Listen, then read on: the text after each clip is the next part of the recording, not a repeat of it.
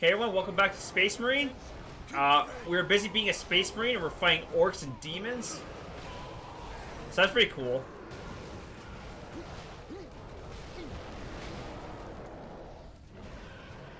Using a Slender Hammer is pretty cool. Oh man, they tore through those orcs. Which, I mean, it makes sense, they're bloodletters. I think they are bloodletters, I think that's the official name for them. But demons work just as well.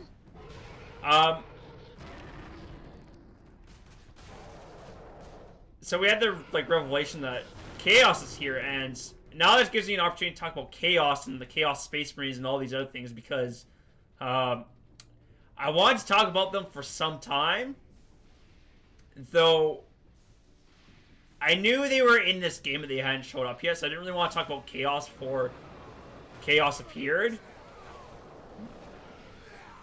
Oh man.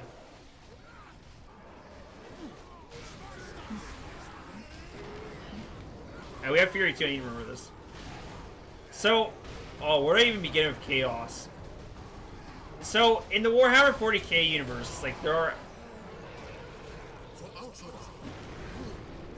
I don't know if I need to use Fury, but that's okay. In the Warhammer 40k universe, there are actual gods. And the gods are where, I guess, Chaos are derived from, because there are the Chaos gods. And there are 4 Chaos gods. Oh man. Man, this Ultra Hammer is so sick.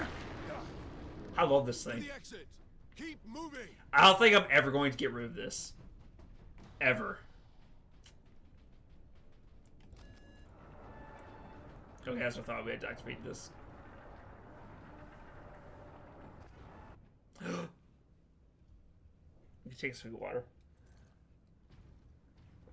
The 4 Chaos Gods are Khorne, Nurgle, Tzeentch, and Slaanesh. That gate, it's getting bigger. If it gets much larger, Nemeroth can bring his fleet through. Then we must cut the link between Warp Gate and Tower. You have a plan. We use Invictus to sever the orbital spire. At that range, will the Titan's cannon be effective? It's time we use the power source to our advantage. To supercharge Invictus. We need to reach that Titan. Oh man. Okay, I was a little bit surprised. I didn't think this was going to be very much of a beautiful game, but I have to say, that looks pretty awesome. That looks nice. Wow. Then you can see the city over there, I assume. That's, okay, that's actually really cool. In my mind. In my humble opinion. Well played Warhammer game. That was GG, well played.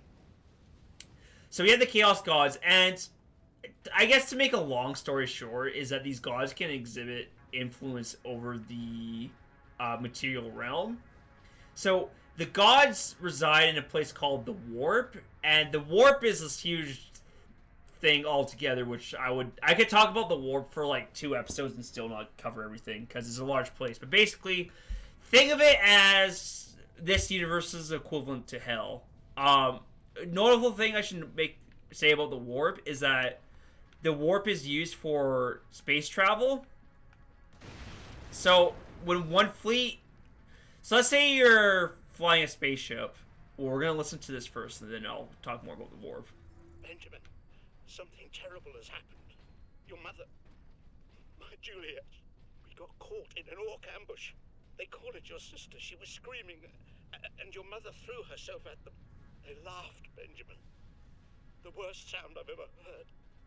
And I grabbed... A demon killed Inquisitor Drogon and then possessed his body. But why? Alone, there was no way the demon could get the power source past 1 million orcs. It needed help. And we obliged. I was deceived. I am responsible for chaos breaking through to this world. That was unfortunate. We had 2 dialogues conversation. Basically, that man was asking for Benjamin to find him, and the Ultramarines like, dang, we let chaos get into this world. And that's all you need to know. I've surmised everything. Genetic scan complete. Iron Halo, hello. Full access granted. What is this? Oh, there are the purity seals on us. This ancient artifact generates a personal energy shield that greatly reinforces the resiliency of Space Marine power armor, allowing them to weather even the fiercest attacks. Iron Halos are so rare that only Ultramarines captains and company champions are authorized to use them.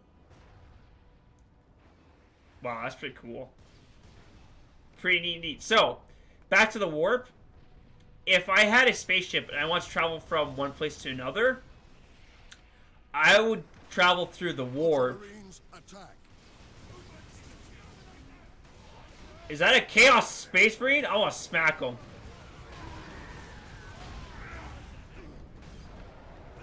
Oh,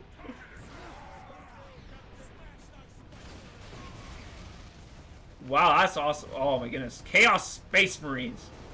Sorry, I was going to talk about the warp, but I'm too excited to fight Chaos Space Marines right now. That's awesome.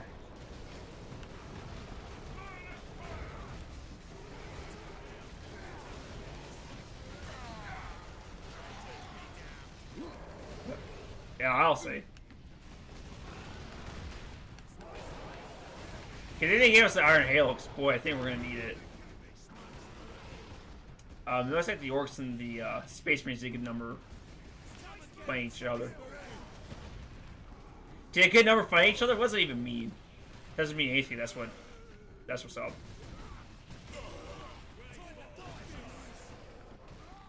Alright, I don't see where... Oh.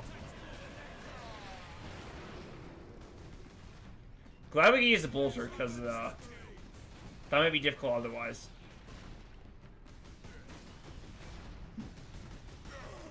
Alright. Life is good so far. Alright. Maybe I'll finally now talk about the warp. So, again, traveling from planet to planet, I think we've got here several times. Basically what you would do is you would make a trip to hell in order to get to the planet that you want to get to. So, for example, you would be in real space, and then you'd, like, go through hell to get to the planet of your location. So, for example, like, you cross dimensions to travel because... Sorry, I really need to pause, but I'm committed to explain this now. And, like, the best way I think I can do is visual aid. So, apologies if you don't want this explanation. So, let's say we have Planet A. Okay, Planet A and then Planet B. Right? So, instead of, like, just going from one to the other, like, just, like, traveling in real space, what you would do is you would, like, cut through, like, go into the warp, which is, like, in a different dimension altogether, and from the warp, you would travel a distance, and then you would exit the warp and from the other planet. And the reason why this is significant is because, to use an example, if you travel, say, 10 meters in the warp, that might be the equivalent of, like, traveling 10,000 kilometers in real space. So, it's a faster method of transportation. Though, with the warp, there are challenges to traveling through there, because, first of all... Duty requires that I put voice to my concerns. Speak, then. You held the unshielded power source again, Captain. And again, you emerged from the exposure unscathed. The Codex Astartes warns that those in league with Chaos can withstand the warp's touch. You forget yourself, Ultramarine. Leandros, I do not take this warp resistance lightly. But the search for answers must wait until after we deal with this Chaos invasion. What if that is too late? Leandros, enough. We need to keep moving. Oh boy. The difficulties traveling through the warp, like, there's several things that can go wrong. Very quick summary point form, though, is that demons do exist in the warp, because, again, it is like hell, more or less. Like, if you think of the warp as hell, you basically have it right. Send a runner to the depot at position Alpha. Let's go. You're not leading this raid. Of course I am. Lieutenant, we need you in one piece. Let's face it, you're holding us together out here, and if you get... Okay. So the demons exist in hell, so if you have a ship going through the warp, then demons can attack your ship. But also, too, the warp is a weird place in which time really doesn't have the same rules and effect as it does in real space.